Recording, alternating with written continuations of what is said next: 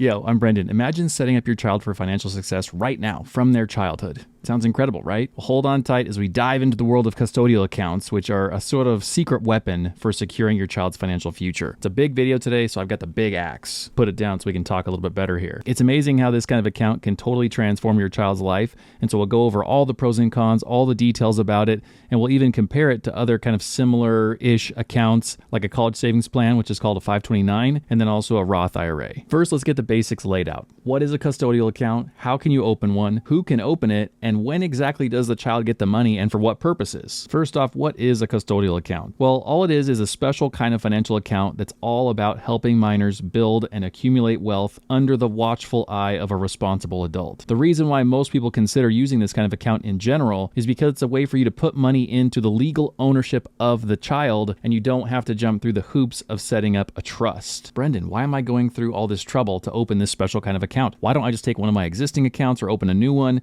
and make a little note to myself that this is for baby Johnny? The reason why we don't actually want to do that is because that money is just set aside in theory for the child. It's not legally theirs. You don't have any obligation to do what's right for them. It's just your money that you've kind of put in an envelope, so to speak, and it doesn't have to benefit the kid. The whole reason for the custodial account is that money is legally theirs. Any of the money that comes out of that account has got to be for the benefit of the child and in their best interest. And so this is actually very different from just setting up a bank account and saying to yourself, oh, this will be money that I set aside for the kid. This is a much more structured and legal way to protect the child's interests. But don't be too afraid of that, because it's really not any harder to set up than a normal account. And it's interesting because most of the time when people talk about custodial accounts, we say that in the same breath as investing. And we'll say something like, yeah, I got the custodial account all set up for the kid. We're going to start investing for them. Then that money's going to grow over time. It's going to be really great. But I actually learned recently that we can think about this much more broadly. A custodial account can be any account that's looked after by a responsible party that's the fiduciary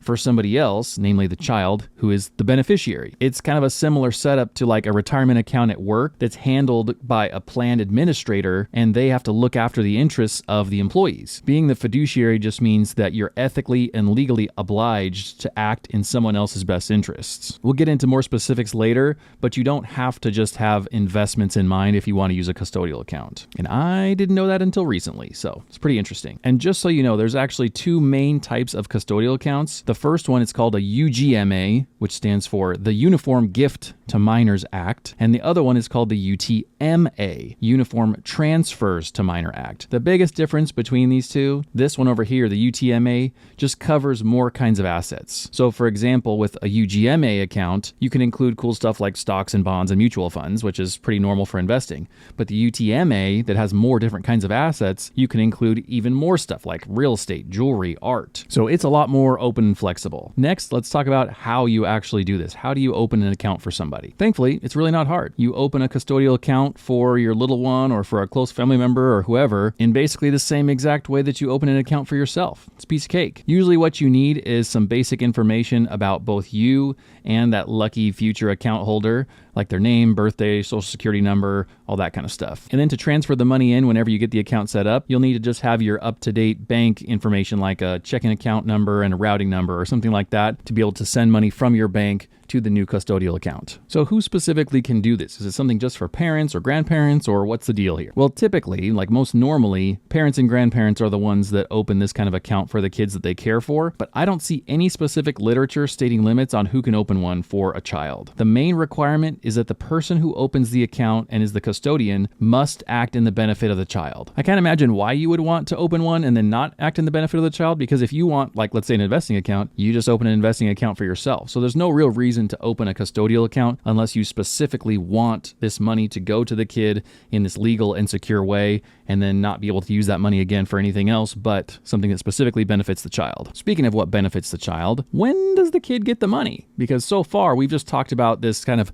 adult-child setup here, where the adult sets it up, they're transferring money in, the child is being benefited by it, I guess in theory, because they're getting the money, but when can they actually use the money? Well, there's this interesting term called the age of majority, and in certain states, as the custodian, you have the flexibility to set the age. It could be 18 or 21 or sometimes 25, and at that age, the kid will actually assume control of the account. And so if the money didn't get withdrawn before that age of majority, once they hit that age, it's theirs. One thing that you really need to know about this, though, is it's crucial to make that decision when you first open the account, because later on, you won't be able to modify it. But now that we're on the topic of the money, I think we need to go into part 2 of the video, which is now that we've set up the account, we've started to put money in it, what happens? What are we doing with the money? And then also, can we withdraw it while the child is still a child? And what are the limits and the rules around all of that? And a burning question that a lot of people probably have is also, how does this affect any kind of college financial aid? We'll cover that too. Part 2. Now we have the money. What do we do with it? Well, typically, whenever you have a custodial account, you can set it up to invest for the child. They're young. They don't need the money necessarily yet. They have hopefully a very long lifespan for that money to grow. And so it can really, really benefit them to get some money invested early on. The process to invest with a custodial account is basically the same exact process that you would use to invest in a brokerage account. You put money in the account. Once it's settled, you can pick an investment, you buy it, boom, done. You could technically open a custodial account that's just like a checking account or a savings account for the kid, in which case you wouldn't have that option to invest the money. And so I don't really know the circumstances in which that would be the best case. Like, hey, little Johnny, you've got a checking account with money in it in your name, but the money's just going to sit there and lose value compared to inflation. Like, to me, I would rather have a custodial account that is designated for money that we're going to invest. And then if I wanted to, I could open a different kind of account that's more like money we're going to spend out of, because there's a few different kind of kid checking account products out there right now that are pretty interesting. I know both Acorns and Fidelity have kind of a kid's checking account, debit card kind of setup. And so if you're looking for that kind of thing, I don't think a custodial account's the best fit for it. Odds are the best use of custodial account money is going to be invested in the stock market where it can grow long term. But that doesn't mean that you have to leave it there for forever. We can also withdraw the money. So now let's talk about that. How can we withdraw it? What are the rules we have to follow, and what does that look like? Well, unlike some other investing accounts, like let's say 401k or some other kind of retirement accounts, you can make withdrawals from a custodial account at any time. But here's the catch. And this was something that totally shocked me whenever I was doing research on this, because for me, at least, it was totally counterintuitive. Us as parents or guardians or grandparents or whoever can't dip into that custodial account money to cover everyday expenses for the kid. We're expected to dip into our own money to pay for food and shelter and clothes and that kind of thing for the kid. This is not care expenses. Also, this is not real money. Think of it like this. The withdrawal should be used for purchases that directly bring a smile to the kid's face. So maybe you were thinking about buying him or her the latest electronics gadget or some cool sports gear or something else that the kid has been eyeing. That totally works. But you can't pay for living expenses or groceries or the basic things that a kid would normally need. As far as that decision-making process goes, just think of it this way. Once the money is in the custodial account, it's officially the child's money. It is theirs. This is not like our side account. This isn't one of our investing accounts. It is literally and legally their money. Now, that doesn't mean we have to buy them every piece of candy or toy or whatever they want with it, but think of it as their money and not your own, because especially whenever they grow up and they hit that required age, it will literally be their money from that day on, and they can do whatever they want with it. Now let's talk about everyone's least favorite subject, taxes. Do we have any tax things that we need to be aware of when it comes to a custodial account? Are we going to create a tax liability for us or for the kid? Well, thankfully, it's not too bad. It's actually better that they have the money in their name than you have it in your name. One of the general rules of life in America right now is that if a child has unearned income, which means they're not getting paid at a job, this is the kind of income that comes from interest whenever they have money deposited somewhere, dividends whenever they've got money that's invested, capital gains, that's all unearned income. If that amount that they generate in a calendar year is over $1,300, then that means they need to file an income tax return. Just like we file income tax returns for our jobs, they would file an income tax return for this unearned income is what it's called. The cool thing about this is the kids get treated a lot nicer than we do when it comes to the IRS and taxes and stuff like that. The first $1,300 they make whenever they file an income tax return is totally tax-free. And then the next $1,300 of unearned income after that is taxed at the child's tax rate. Now, of course, they've made very little money here, and so that's going to be a really favorable tax rate. Then any amount over $2,600 they've made in that tax year is typically taxed at the parent's marginal tax rate, and that's known as the kiddie tax, like KIDDIE, like a little kid tax. And I'm no tax professional, but based on my own kind of research here and what I've read, that's only 10%, and so it's a very, very low tax rate for that income. And remember, all of that is all about unearned income. Earned meaning like from a job. If they have a job, their earned income is a different thing, and that's taxed at their own individual tax rate. If you're more familiar with other kinds of accounts like the ones that adults use, think of it this way. It's literally a taxable investing account. It's like if we opened a taxable brokerage account at Robinhood or Acorns or wherever else, it's basically the same setup for them. It doesn't have special tax advantages like a retirement account. That's what I mean. But that initial lump of money, like I just went over, does get taxed at a more favorable rate than it would for us. And so that's cool for the kids. I mean, you'd have to have a pretty substantial amount of money in there to really be worrying about a tax liability. But even if you are, the kids get taxed a little more favorably than we do. Now let's fast forward to the wonderful day when the child may be deciding to attend a college somewhere. We've done this hard work. We've set up this account. We've invested money. We've filed taxes for them potentially. And now they're thinking about applying for colleges somewhere. How does having this money in the custodial account impact the kid's ability to get college financial aid? Well, let's dive in. First off, the fact that the legal ownership of these assets are in the kid's name can really influence the kid's ability to have educational financial aid. Like if you were considering just keeping money for yourself versus putting it into a specific account that the minor owns, that really shapes things. So stick with me here for like the next 5 minutes and you'll really figure out what the best path forward will be for you. Whenever the amount of financial aid is being figured out for each person, the money that we have in a custodial account really factors into that. And because these custodial accounts are considered the student's asset and not the custodian, not the parents or whoever started the account for them, it's not their asset, it's actually the student's asset. The assumption is that at a minimum, 20% of that money needs to be eligible for contributing to their financial costs whenever it comes to schooling. And so 20% of that account balance is kind of counted against them, if you will. If you intended on having money that the kid could use to go to college with, and it wasn't in their name specifically, like if it wasn't in this custodial account, let's say it was in your name, like you've got investments that aren't retirement accounts, or even a 529 account that's set up for them, the government basically only assumes that up to 5.64% of that total account balance has to go towards college financial aid. And if I'm reading into that a little bit, the logic is just this. The money that's owned by the kid, that money is only really ever designated to support them. And so the assumption would be that they're going to use more of their own money to put themselves through school. Versus if you have money in a taxable brokerage account, or if it's in a 529 account, then it would be ridiculous to assume that a bunch of that money is the kids or has to go towards spending money for college. And so you only are required to factor in a tiny little piece of it, like almost 25% compared to this giant chunk of the custodial account that they're going to assume this is going towards their college expenses. If I'm totally honest with you about this, the impact of this isn't as negative as I thought it would be, because in my mind, if I've got a custodial account that's in my name and the government looks at my finances to determine if I need to have financial aid or not, let's say I've got $50,000 in that account, I thought they would count all of it. Like I thought they would just say, hey bro, you've got 50 grand sitting there with nothing to do. You may as well spend it on college. And that would directly like reduce the amount of financial aid I could get. The fact that they're only taking into account 20% of that is really not a terrible hit. But in about 10 minutes, we'll get into the differences between this kind of account and a 529. And so you'll be able to see at that point what the best decision would be for you if you're intending on saving this money specifically for college use. Now, an important question for us to ask whenever we're investing any money anywhere is, what does it cost to do it? Personally, I don't think enough people ask this question, but it's an important one because over time, the costs that are vampiring away all of your gains can really negatively affect the growth potential of your account.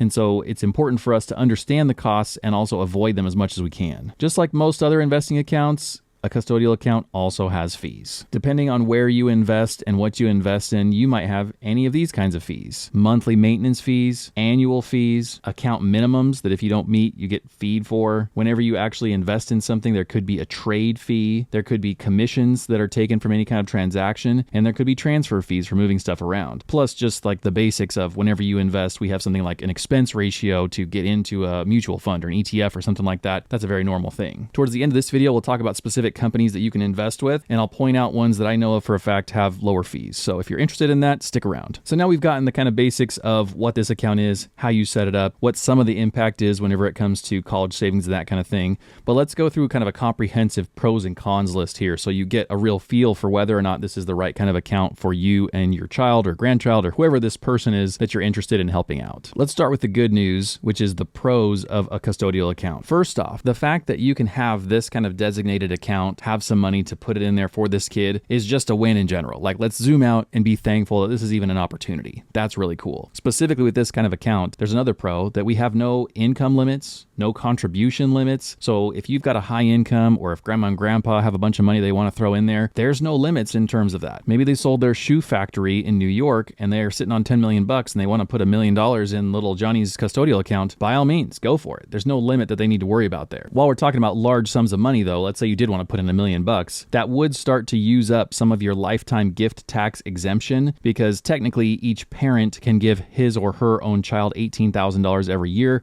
or $36,000 a year total from a couple. And that can be completely different than the lifetime gift tax exemption situation. Those limits are like super, super high. I forget what it was the last time I looked it up. It's like over $10 million that you can give to somebody in a lifetime. And so it's totally ridiculous how much money that is. If you've got that kind of money that you're talking about dealing with right now, you should probably talk to somebody who's an actual financial professional. I'd suggest finding a fee-only fiduciary who you could spend some time with, talk to them and get a little bit more of a specific strategy. For most of us, having $36,000 per year per kid is a ton of money. And so you could even stretch that out over the course of 10 or 15 years if you wanted to, and get upwards of, $500,000 put in there completely tax-free, not using up any kind of gift tax exemption, all that kind of thing. Another pro of a custodial account is that it's very flexible. You can invest in a whole bunch of different kinds of assets, stocks and bonds. And if you open the UTMA account, you can get into real estate and other kind of alternative classes. So it's very, very flexible in terms of how you can invest. Thankfully, this is also less expensive and way less complicated than a trust fund. What little experience I have with trusts, it's been kind of a nightmare.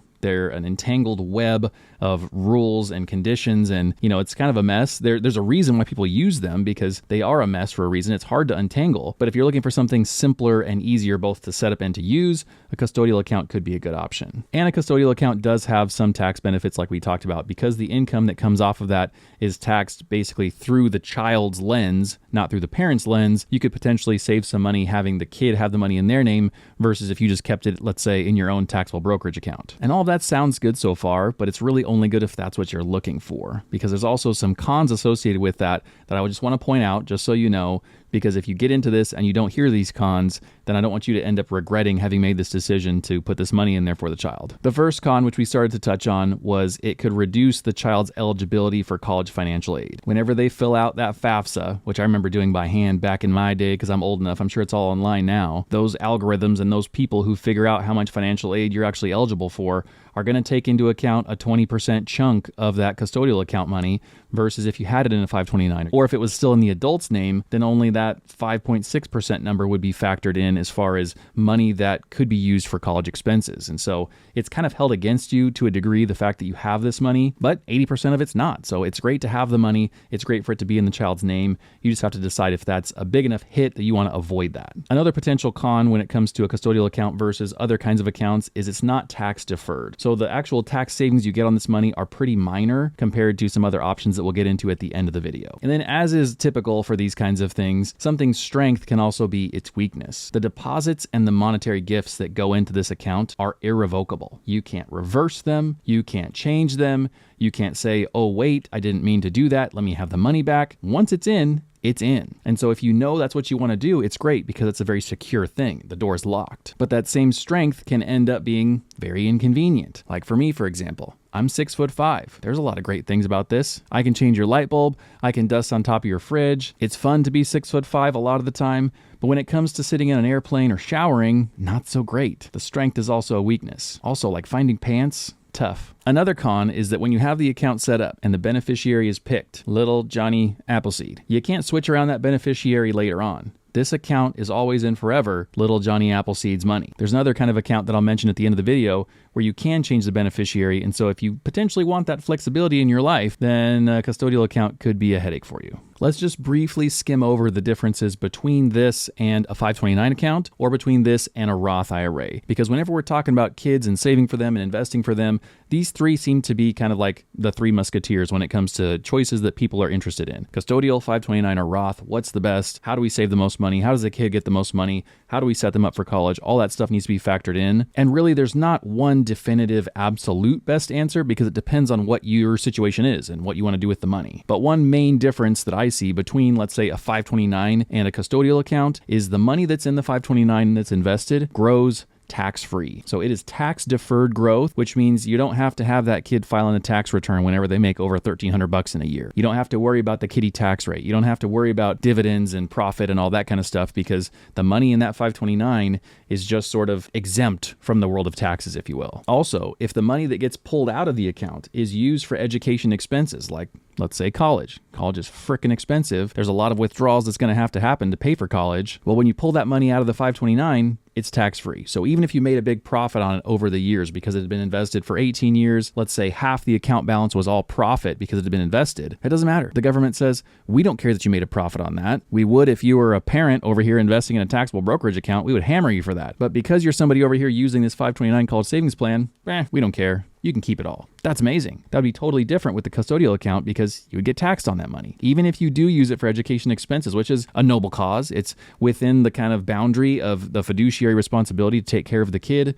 to serve in their best interest, all of that. It doesn't mean you get a specific tax benefit for it. The last two big differences that I would point out between a 529 and a custodial account are that the money that's in the 529 counts less against them when it comes time to asking for financial aid from the government. And so if you're not making crazy amounts of money and you think that your kid is both going to go to college and has good odds of receiving financial aid, a 529 doesn't count against you in that same way. And also, the 529 is just more open to changing beneficiaries. Think of the beneficiary as the kid. If that language kind of makes your head hurt a little bit, beneficiary is the child. Little Benny Fisher, beneficiary. And that's actually the secret comment word for today's video too. If you've had a good time so far, the secret comment word is Benny. So what that means for us tactically and literally is, let's say I open one 529 for our oldest kid. And then we find out later in life, like let's say at 16, they go, you know what, Dad? I'm going to go be a welder, an underground welder. I'm going to work on oil rigs. I'm going to make $75 an hour welding with frickin' scuba gear on. Hey man, more power to you. You probably don't need this money that we've set aside for you.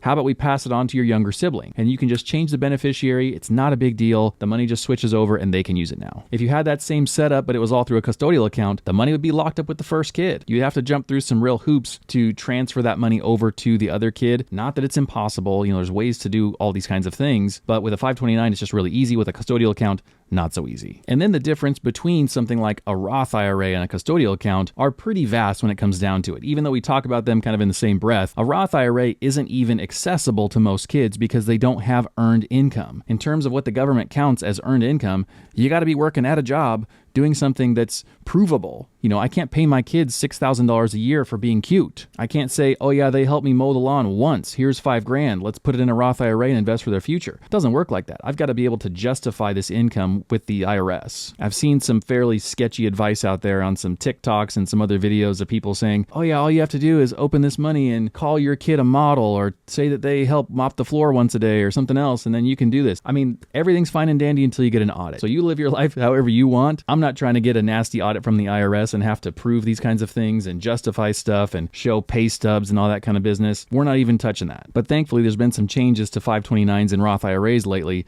to where you don't have to really do that whole hoopla anymore. You don't have to jump through those sketchy IRS loopholes to try and make this happen. And I'll tell you more about that at the very end of this video. For now, let's talk about what brokerage or what kind of company you can use to open this kind of account and who's potentially the best for you. Well, here's a nifty little comparison chart that you can look at as far as potential options for a custodial account. These are by no means the only people who have custodial accounts. Most of the major banks can do this. Most of the major investing companies can do these. It's not some kind of exclusive fancy product. This is a very common thing. And so for me, one of the rules that I have whenever it comes to picking a financial product or picking somebody to work with when it comes to a bank or an investing company is, how does this integrate with my life currently? Is this a giant mess for me to go open another account and that really feels stressful and taxing to me to go do that? Would it be easier and simpler and less of a drain on my life for me to just go to my existing bank and open an account there? As long as it doesn't have nasty fees or anything else in there that's really unsavory, that could make more sense for you. I know it's fun to optimize and try and pick like the best, but the best also helps you sleep at night, whatever that is. If you're looking for something that's like the ultimate in terms of simplicity and ease of use and like, I'm a beginner, I have no idea how to invest,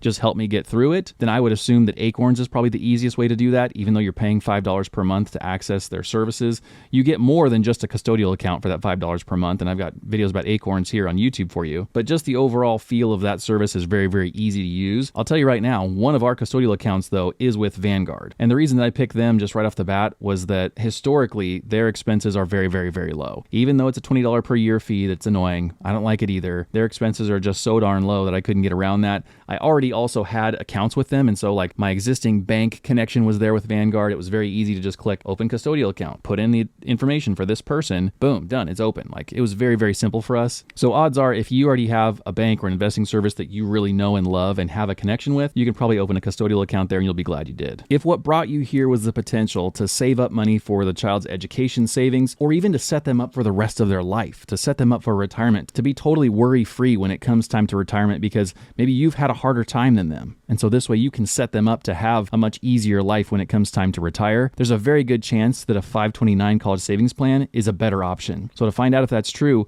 watch this video right here next, which shows how not only is a 529 a great option for school and for college expenses, it's also the most powerful retirement savings tool available to anyone, in my opinion. These kids nowadays, man, they've got so many good options. It's amazing. There's new rules that just came out. So watch this video next to see exactly what those are and if it works for you. Thanks for watching. I'll see you tomorrow. Bye.